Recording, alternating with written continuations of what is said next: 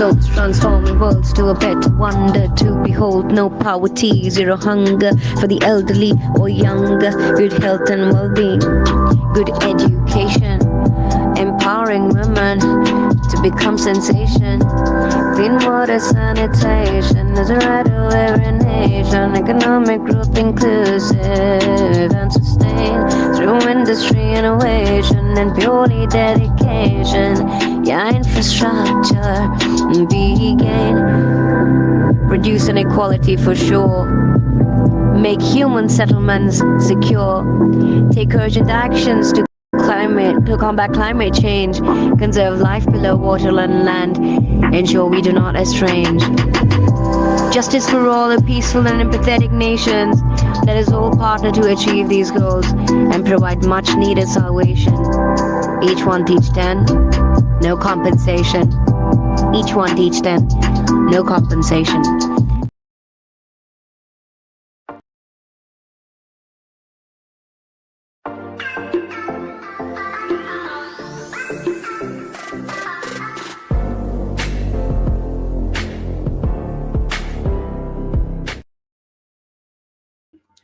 Hi, everybody. Thank you so much for tuning in. A very good morning, good evening, namaste, hola, bonjour, gerimate, terve, and maravan. This is Namya Joshi, your host for the day. Welcome to episode 109 of the podcast Each One Teach 10, an amazing world of STEM, an inspiring venture where we'll be discussing that STEM is part of every day for every kid. We all will learn together how to build a STEM culture. Well, today we're thrilled to have a visionary leader who's reimagining how students learn, Mr. Brian, the president of Clever Like Studios. He and his team are behind some of the most engaging education experiences in gaming, from Minecraft to Fortnite and Unreal Engine, with over 18 million students which have been impacted globally.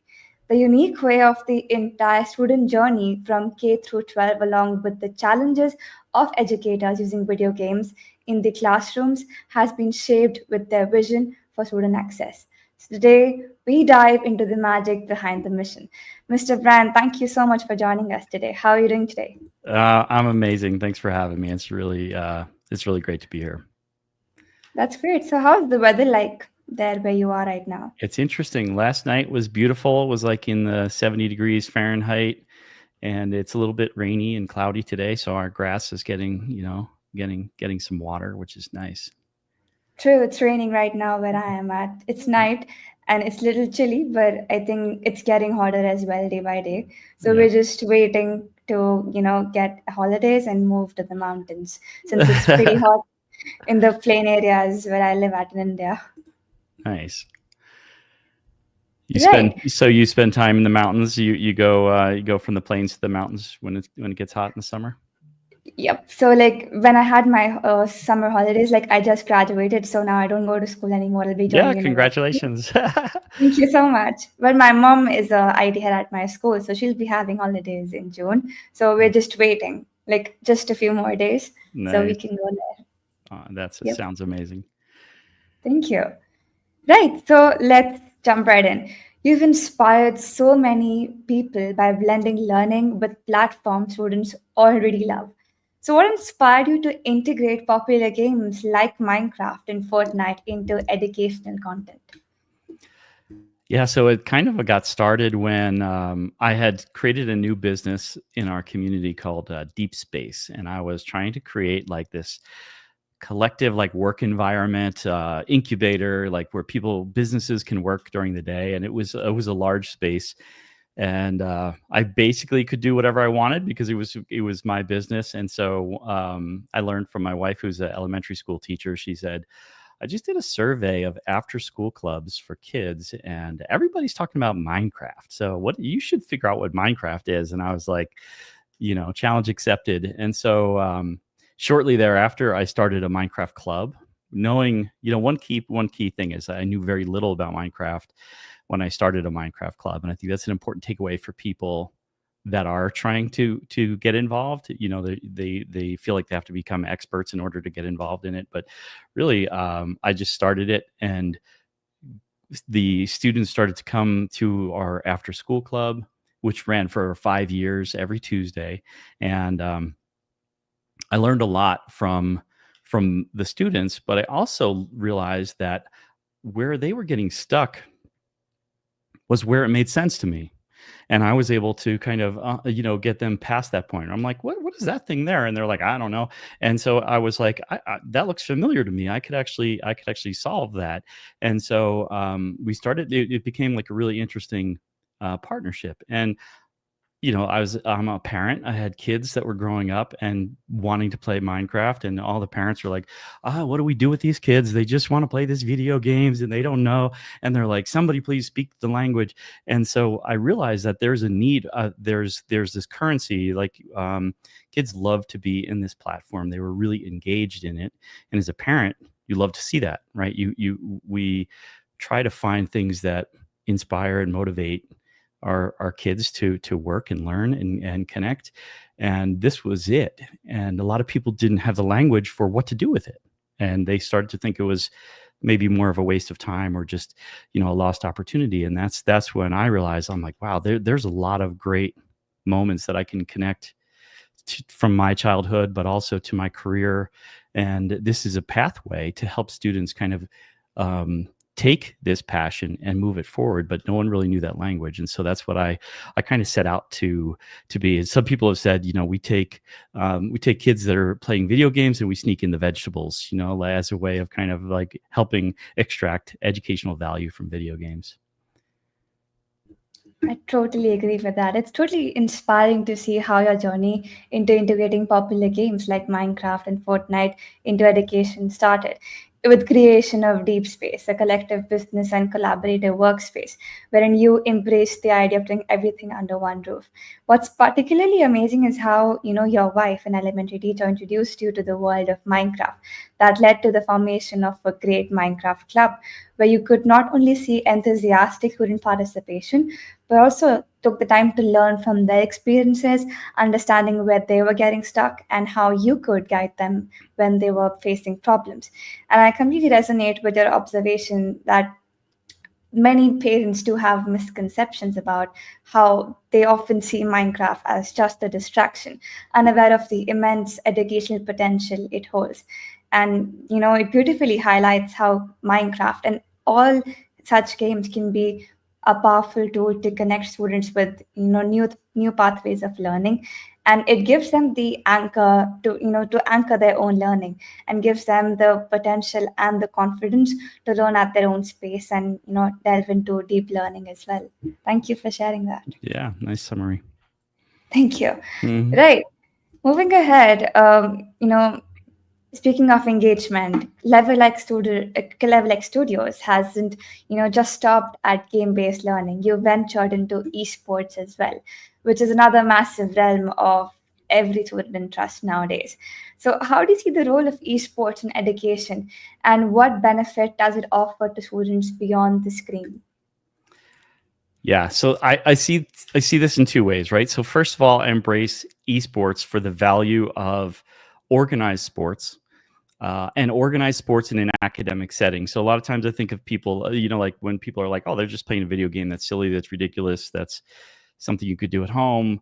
I don't understand what they're doing. I don't get it. I don't get what they see in it. There's a lot of like narrative of that. And then I'm like, well, wait a second. Like if you watch like people playing basketball and you didn't care about it and you didn't know anything about it, you're like, why are these people just chasing each other around trying to get a ball into a hoop?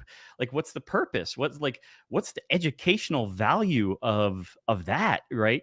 And then you realize like it's a simple thing, but what's special about it is the structure around it.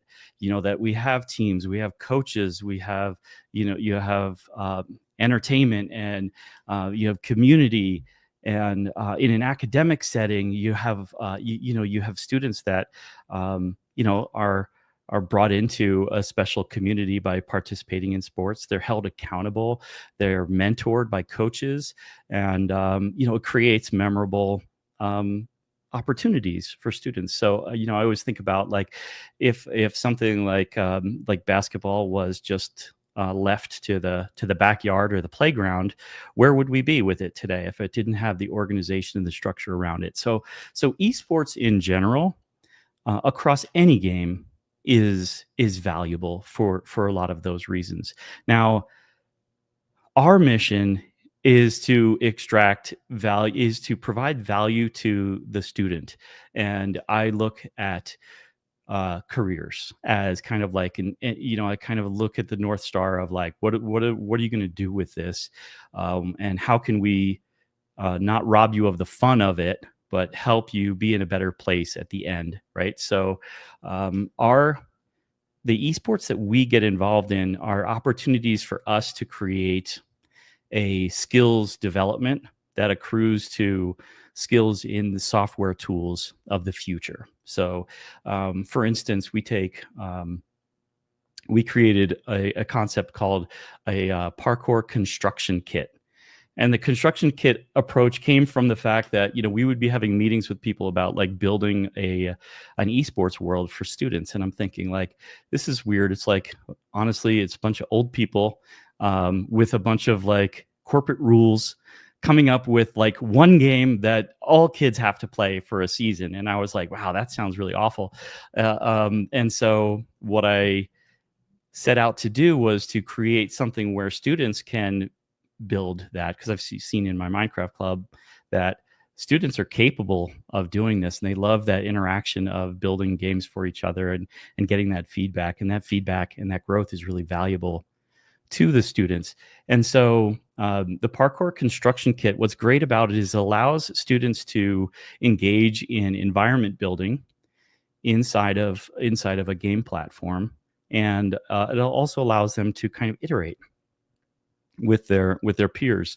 And how do we solve that? In Minecraft, it's not really an easy development environment. And what we did was we coded a fully functional like parkour racing game with a leaderboard, multiplayer ability.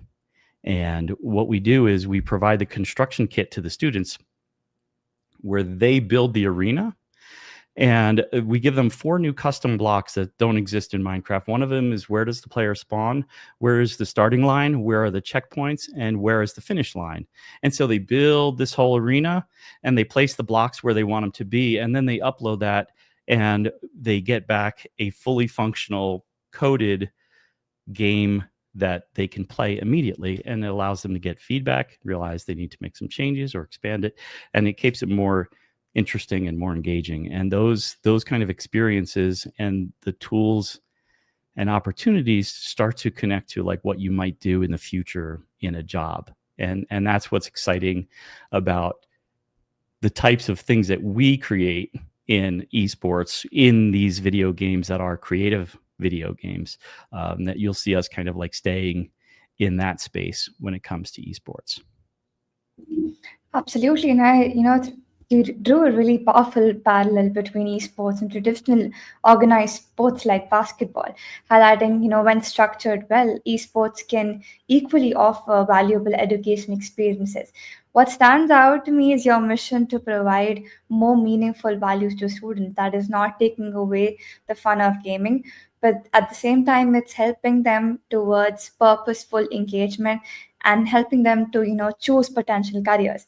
And I really love how you describe the collaborative environment where students are not only building functional games like parkour racing challenges, but they're also thriving onto feedback and peer interaction. And that, I believe, is a true example of developing the 4 C's: critical thinking, creativity, collaboration, communication, in an immersive and motivating way. So thank you for sharing that. Mm-hmm. Amazing. Funny side story. My daughter was doing a presentation in middle school, and she was talking. She was trying to convince the school of something, and so she's like, "We believe in the 5 C's," and the teachers were like, "What are you?" And the at the time, Candy Crush was like a really popular game, and so the 5th C was Candy Crush, as a joke, but it was. It's funny that there is some common ground where people don't consider themselves gamers, and yet they'll play games on their mobile phone and things like that. So they realize the value True. of the entertainment. But yeah. I agree. And I think a lot of people, like in our parents' age group, they love to play this game. In Mhm. like, especially in my country, it's a very common thing. So I think they would agree with the fifth C a lot. Candy Crush will be there. Yeah, it's funny. Totally. Yeah. So, it's incredible to think of esports as a platform for social emotional learning, teamwork, and even future careers. But we know motivation does not come without its hurdles. So, what challenges have you faced in developing the educational content with these gaming platforms? And how have you worked around them? Yeah. So a couple of things here. And it's kind of what's fun about it. What's also hard is that Minecraft is not really a development environment. They don't. It's a game that allows you to customize and kind of modify it, right? So Minecraft became popular because of a lot of reasons, but one of the things is mods back in the day. Like the Java mods when Java was the only version. What was exciting about it is that new things were in the game and new experiences to connect with and collaborate with. But it was really difficult to create those, and it's difficult to build experiences inside of the platform. So that's been I look back. There's a lot of things in life where it's like when you're done and you have accomplished it, you realize like how long it took you to get there, and you're like, man, I could get there so much faster now because I know it. I didn't know all the things that I didn't know back then. So I was learning and figuring it out to get to this point. And and in development of educational games, a lot of it is really trying to be creative, trying to solve problems, and figure out the environment in a way where you can still kind of control it enough to create the experiences that you want to create. And the other thing I'll add to that is that we have some things like we develop Farmcraft for NASEF, and we've done a lot of the cybersecurity maps for Minecraft education. And a lot of times, like Farmcraft's a great one because it's like, okay, this needs to be a global competition. It needs to have a high score leaderboard, so it needs to be like a competitive environment. It needs to teach all of these things in some way because these are the people who are supporting the project and want to teach these things. So it has to teach these objectives. It has to be fun and like all of these things on top of a game that you want students to enjoy and play and learn from. And so it's exciting for us. Our team loves these kind of challenges, and we work hard to make it happen. So working together and just not giving up and being creative kind of gets you there eventually. Spot on, agree. And that reminds me of the time when I used to take part in the NASEF challenges. Like, it was the first time for me to know about Rube Goldberg machines, and I didn't know about that before. Though I'd known, simple machines like wedges, wheel and axle. But, like, with that challenge, it helped me to understand that all of them connected could actually make work more easier. But coming to, you brought up such a crucial point that Minecraft at its core is a game and not a traditional development environment, which is helping us to understand unique challenges when trying to build educational content with it. It's interesting how some tasks seem like they could have been accomplished more easily, but when we look back, like you said, it's about how much time you have put into it, and how you're focusing upon getting more creative day by day.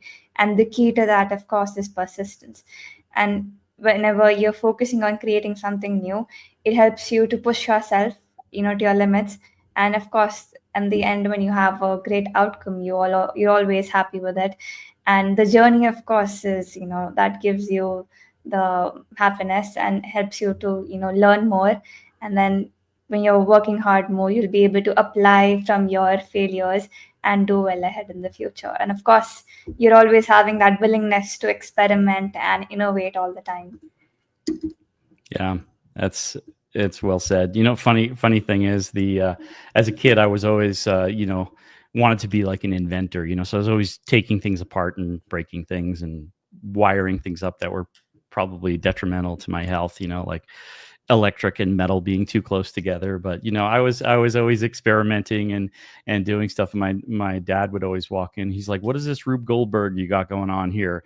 And I didn't know what it meant. And I just knew that it was like probably you know, a sign of something that was a little chaotic, right? And so it's so fun for me to realize that all of that like early experimenting and play that I did as a kid is connecting back, to be able to be the one that has created like the Rube Goldberg learning kit for Unreal Engine. Our team produced that, and I've got to hang out with Rube Goldberg's granddaughter, Jennifer, and it's a great moment for me to really like connect the dots from like where my childhood passions were to the meaningful connection to where we are today. Absolutely, that's really well said. Thank you for sharing that.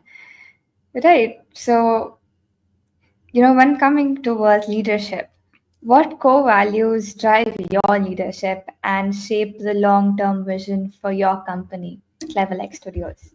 Yeah. So I've been, in software for a lot of years. Graduated school with computer science and business degree, and did a lot of internet startups back in the day, and have done a lot of leadership in various ways. Now I'm older, my kids are older, and I have a kind of a different. I think I'm a little bit different as a leader, but when it comes to the company, we look at kind of like that moment, like I was talking about earlier. It's like, I went through all of this work to learn this thing, and I could do it again so much faster if now that I know the recipe, right? So it's all about like figuring out the recipe.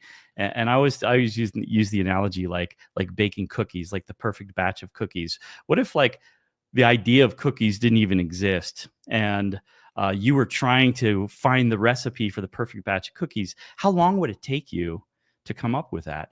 Versus like somebody that's already figured it out give you the recipe, and in a couple of hours you're done eating great cookies. And so I think about that a lot. And a lot of what we do is we learn, and we learn with the intention to teach, right? So we're figuring out how to break a complex problem down into something simple so that other people can learn it and actually feel like capable and inspired by it. Like, oh, that's cool. I can do that.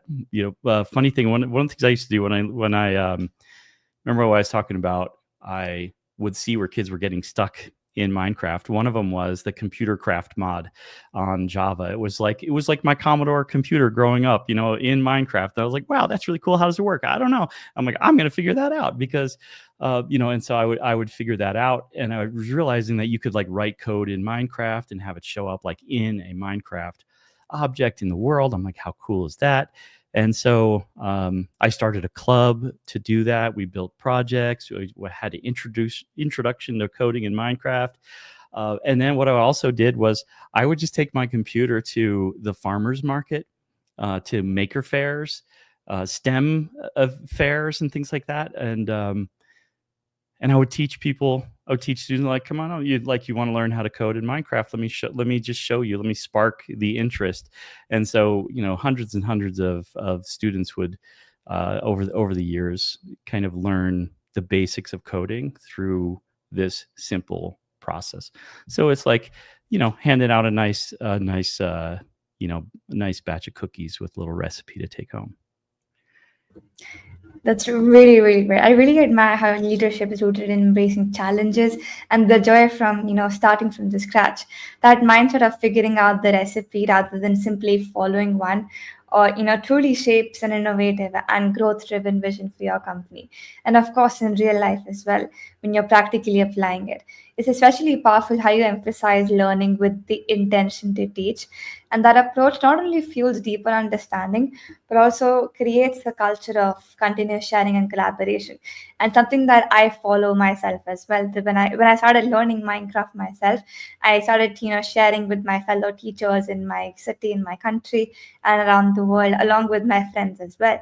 That hey, you can go try it out. And of course, they were able to understand and get to know about a different tool that they could use in the classroom other than just their textbook notes. And of course, it's that co-leadership value, the willingness to learn and teach, that makes leadership both intentional and impactful. I really like how you shared that. Thank you. Yeah. I think my team is they're both they're mostly thankful of how we do it, but like a lot of our approach too is we don't we don't just follow what is the obvious thing, right? So we look at the opportunity more deeply and push ourselves to create something better, right? So we rarely, if we look at anything that's existing, we usually look at like how can we go beyond what that is, and how could we set the new standard for how things could go, because we have knowing that we have a deeper understanding of the game and the technical aspects of it. How can we bring that experience into a solution set? So a lot of times our projects push us and our team to levels. I have to tell the team, I'm like, okay, like we've done it, like we can we could finish this, because we can go on forever for some of these things. So from a leadership standpoint with the team, everybody knows that I'm always pushing for a new, better way to teach things. Absolutely. And that's how you'll be able to explore more and more and then, get new ways that can benefit people around you as well. And of course, that's how you'll be learning new as well. And like that's how, people say one learns something new every day. So keep on learning every day. Yep. Right. So I have a fun question to ask you. What's your most favorite lesson in Minecraft? Could be the one that you've made or in the library. Anyone. That's a good one. One of our early ones that I kind of liked.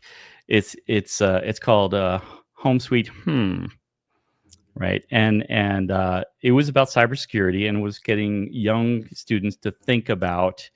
What's interesting is like, okay, how do you teach kids internet safety? It's tough because you can't scare them with all of the reasons why you're teaching them internet safety. You can't create a list of all of the problems that they should look out for, because there'll be a new set, right? So how do we create some embedded process that they could use and apply to the schema that they have now and as they grow, right? And so the idea there was, and to make it Minecrafty was, Home Sweet tapped into the villagers sound, and I think is like it's a stop and think moment, so we built that cadence into the game. So it's like, does that seem right? Like stop and think, and so it gets students performing that action without telling that, then it gives them a learning moment, but it really gets them to kind of embrace the process of like, let me think about this. What do I know? What do I need to be careful of? And always know that you could ask for help. Like that's embedded into a lot of our lessons as well. As like, you could ask for help before, and if you make a mistake, you could always ask for help after you make a mistake. You don't have to hide from it. True. So, I absolutely agree. Yeah. So that was kind of like that was our first of the CyberSafe series for Minecraft, and we've done 4 of those so far. So that one holds a special place because of how unique it was and how it started the trend for us. Yeah. I remember creating a French lesson on cybersecurity. So it was like one of the thieves have stolen something, and you have to go and explore and find the valuable. And why you're doing that, it's going to teach you about different kind of internet safety measures that you have to take care of, and that too in French. Like it's got both the versions, because I created a few like mamies on That Is My House. And I think I forgot how to use Save My Family in French. So there was like those 2 lessons. So my French teacher asked me if I could create something like that for cybersecurity, and that was like something unique for me. But if I had to choose one from the library, I would go for the Minecraft Out of Code Gen AI, because in today's generation we have to learn about the responsible consumption of technology, and of course how we have to use the responsible AI principles. And I really like the inclusivity aspect of that world as well. And indeed, it's teaching you while you're having fun, and of course the coding element is always there, having fun in the game. At the same time, you're able to explore, and again, it's also when you're facing some issues, you can ask for help. Mm-hmm. Yeah, a lot of those the hour of code lessons are a lot of fun. Yep. Hey, thank you for sharing that. Yeah. So we know that behind every successful project is a story, and I'm sure that you've had many memorable moments over these years. So looking back on your journey, what has been the most rewarding project or moment so far?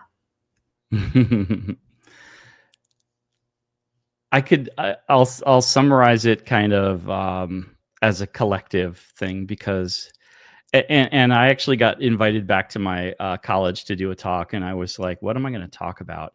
And the thing that I talked about um, was really around collaboration. So I look back at all of the memories that I really cherish, and that really created wonderful growth for me were moments when I was working with someone else, learning with them or being challenged by them, or where we're working together on something. So it goes back to, like, when I was a kid, programming with a friend on the telephone. That was our Discord of the day, was the telephone, and we called some guy. I don't know how we got his phone number, but he had some really cool thing that he did on the Commodore computer. We called him up on the phone and asked him if he could explain to us how he did that.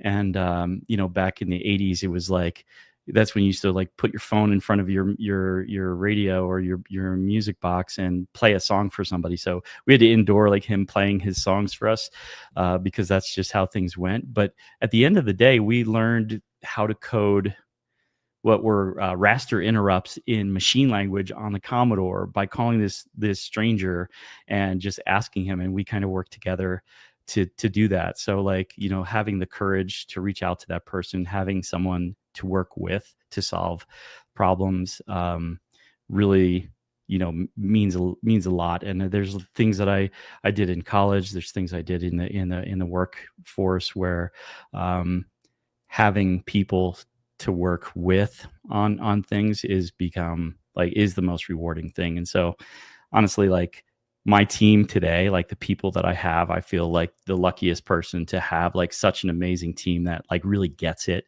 and loves the work that they do, and they're really good at it. And so when we feel like there's no limit to what we could produce, because we're all kind of, like, aligned so well, and the team is so capable. So, that's, for me, I'm at the peak right now with where we are, with our team. Super excited. It's definitely a highlight.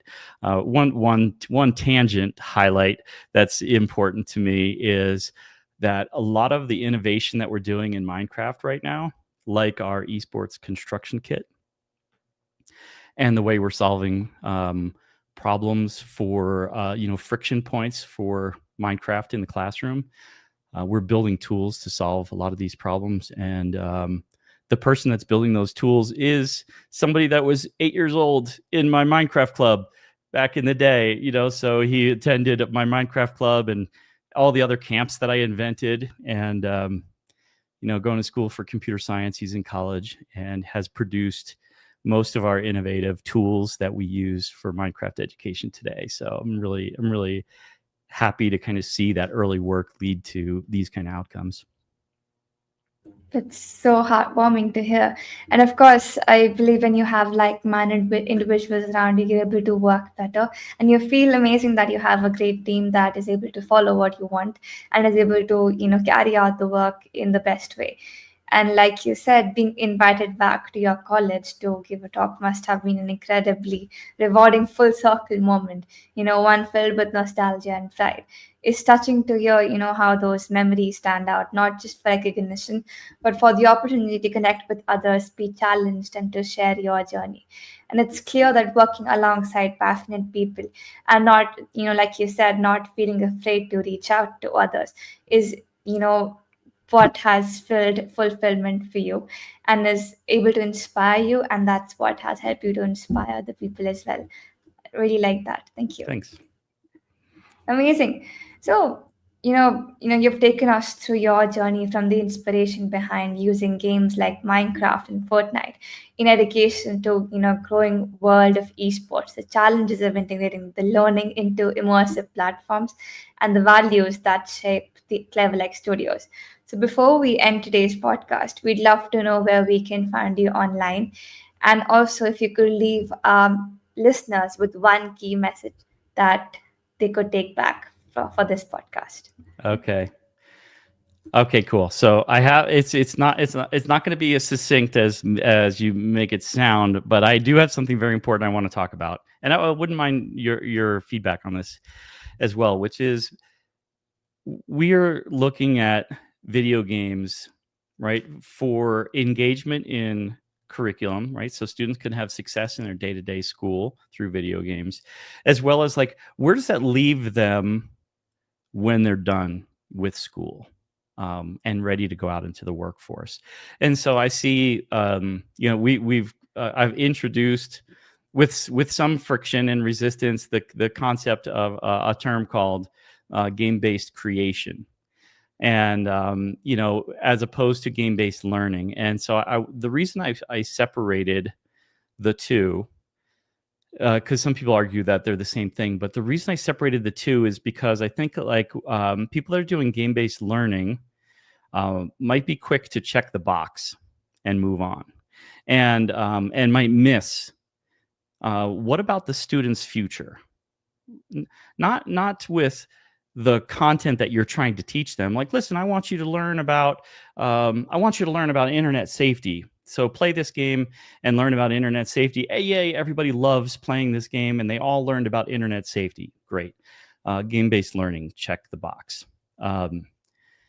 The problem is, as I see it, that a lot of the game-based learning leaves the student without much growth, right? So if you look at Minecraft and you look at building in Minecraft, what a great outlet to articulate your vision and create these ideas in vanilla Minecraft. But really, like, you start playing Minecraft when you're like 3-4 years old nowadays. And so when you're 13, 14 years old, if you're still playing Minecraft in the same way that that you did mechanically when you were 3-4 years old, you've basically have 10 years of engagement in a platform where your technical growth towards a career has been lost. And that's for us that, so I created a new kind of vision for the company. It's called Clever Like School, and we're trying to address this, what I look at as almost like a dark ages for students in video games in education, where we find something where the students are engaged, we teach them something, they love it, and we keep layering things on there, and it's great, and it's game-based learning. But the problem is, what about where does this leave the students for the future? And game-based creation looks at the video game more as an art, right? So imagine yourself imagine yourself with a blank slate, where the video game, it becomes your language and the way you speak. And rather than using the video game as a vanilla game, the way you started to play it when you were 3-4 years old, how can you learn the tools of the ecosystem that you could add into the game? Remember, like, Minecraft had a lot of traction because of modding and adding new things into the game. So if we teach students how to bring new ideas into the game and create new artistic language around the game, and they could build those into a space that they're familiar with, they're going to be learning tools that accrue to their future, because Minecraft playing is not going to be as direct a match as maybe 3D modeling or environment design or animation, things like that connect more directly to careers. And so we're basically providing those cookie recipes for students to learn the tools around the ecosystem, so that they could make creating their own content more powerful inside of education. So inside of Minecraft. And so that's and we're doing this with with Twinmotion, with Fortnite, with Unreal Engine, connecting these dots so that a student's journey is filled with growth and skill development throughout, rather than just layering lessons on top of a skill that they repeat over and over again. And so that's something I'd like, would like people to think about. It's a talk we're doing at a lot of conferences this year. We'll be at ISTE, presenting on this vision and having more articulate examples of how it works. But I want people to be thinking about, like, what are you doing to serve the student's future in your game-based learning? Is it based on the content you're teaching them, and what about the game as a tool for the student's future? How are you engaging them in progressing along that platform rather than reusing the platform the same way for 10 years? So that's kind of what we're focused on. And if you want to learn more about it, it's at cleverlike.school. And that's it. So it's just you can go to our main company website, which is www.cleverlike.com, or you could just go to cleverlike.school to learn more about our vision on some of that stuff. What do you think of that? Absolutely, that's a really powerful distinction. Like you've talked about that game-based learning and game-based creation may appear similar on the surface, but they actually have really fundamentally different outcomes. Like when you talked about game-based learning, it's basically helping students to engage in pre-made concepts to understand it with games. And this can be used for like the short-term engagement to reinforce ideas, and that will help them to just understand the concept. But it's not going to help them with the long-term growth. And that's when I totally agree with the point that game-based creation puts the students in the driver's seat, because they are designing, they are building, they are iterating the skills that are actually aligning directly with the future-ready competencies like problem solving, design thinking, coding, and many more. So when they're creating the games and they're not just playing, they're able to understand the user experience. And that's wherein the real world application from the game based learning comes in. So it's just the shift from the consumption to creation where the true education happens. So you're not just learning to get good marks because you're able to understand easily, but you're learning to actually apply that in the future, which is going to pave a path towards a more purpose driven and sustainable growth in future for every student right now. Yeah, That's what I believe, and it's a really great insight that you shared. Thank you for that. yeah, that's a good observation there. The other thing that pairs with that really nicely is the thought of, like, how do we teach a topic where the students are the expert? And I feel like that you're just posing yourself like, so a lot of teachers are like, well, I have to know more than the students. Well, you'll never know more than the students realistically on video games. So now, how do you approach this tool set where students are the clear experts in this, and the teachers have to become more of a facilitators and guides and mentors, Yep. without actually being the leader to teach them how to do it? So I find that those pair together really nicely, because game-based creation does kind of, like you said, like, it leaves the student to do the work. Almost could be completely oblivious to the teacher. Like, student can do all their homework in Minecraft and turn it in the way the teacher expects it, without the teacher knowing how much time and energy the student invested into that work. And the teacher doesn't have to know anything about Minecraft in order to make that possible. So that's what that's what I think is interesting. Game-based learning can be a group project a lot of times, which becomes a bit of a struggle, whereas game-based creation becomes personal to each individual person, and it gives them their own creative voice.